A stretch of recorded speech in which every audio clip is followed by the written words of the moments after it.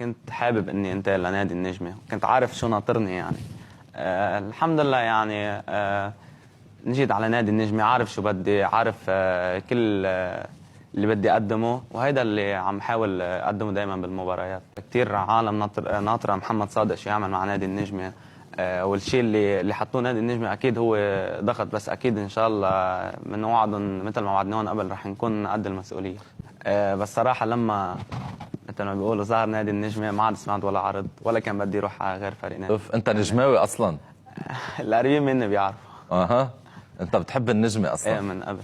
ما تأثرت انه ابو بكر المال قال لك روح على النجمة مش على غير فريق؟ لك ابو بكر كان شوي مش كتير مع الفكرة، كان بده يعني بعد تبقى بالبرج. ابقى بالبرج. عشان هو تعرف انت عنده تجربة قديم قبل مع نادي النجمة. صح. فكان بده يعني انه العب، بس انا القرار يعني انا بدي اخده.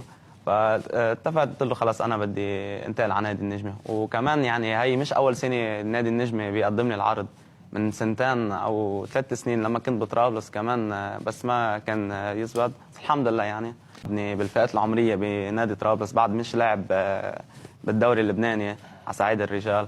فكان مثل ما قلت يمكن كانوا استخدموني بمبلغ اقل من نادي البرج.